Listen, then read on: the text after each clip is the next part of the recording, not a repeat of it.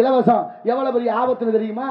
ஒரு வீட்டுல ஒருத்தன் திருட போனா பெரிய பங்களா, உயர்ந்த சுவர், அதுல அந்த இரும்பு வாசல் படி கதவு கிட்ட போய் நின்று பாக்குறேன். உள்ள ஆளோரம் ஒரு நாய் கட்டி கிடக்கு, ராஜபாளையத்து நாய் மாதிரி. பாக்குறான், நாயை பாக்குறான், நாய் அவனை பாக்குது, நாயை பாக்குறான், நாய் அவனை பாக்குது, நாய் அவனை பாக்குது, மாத்தி மாத்தி பாத்துக்கிறாங்க.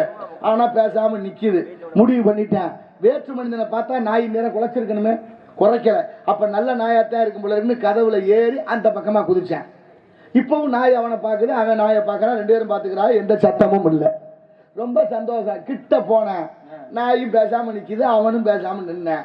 சரி, இதுக்கு மேல ஒரு பிரச்சனையும் இல்லை, ரொம்ப நல்ல நாயாத்தான் இருக்கும் போல இருக்கு அப்படின்னு உள் வீட்டுக்குள்ள போறதுக்கு அந்த கதவை திறந்து உள்ள போனேன் பாருங்க. அப்ப போய் குலைச்சிருச்சு.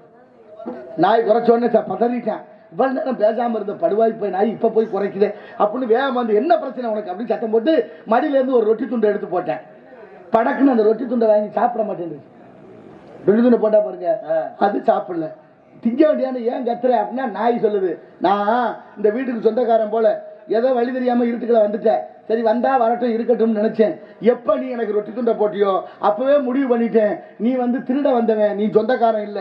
இலவசமா நீ ரொட்டி துண்டை கொடுத்துட்டீங்கன்னா ஒரு ரொட்டியை எனக்கு கொடுத்துட்டு நீ பல வகையை சுருட்டலாம்னு பாக்குறேன்னு யார் சொன்னது?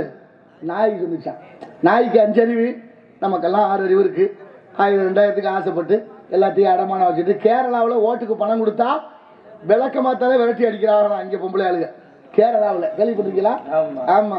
தமிழ்நாட்டில் ஓட்டுக்கு காசு கொடுக்கணும், என்ன போய் வந்துட்டு போறீங்க, எங்க வீட்டுல 2 இருக்கு, நீங்க மறந்துட்டு போயிட்டேன்னு நினைக்கிறேன், கணக்கு ஒழுங்கா கொடுக்கலாவீங்க, என்ன போங்க அப்படின்னு கேட்கற அளவுக்கு நம்ம மாறி இருக்கோம். எவ்வளவு பெரிய கேவலமான வாழ்க்கையை வாழ்ந்து கொண்டிருக்கின்றோம்.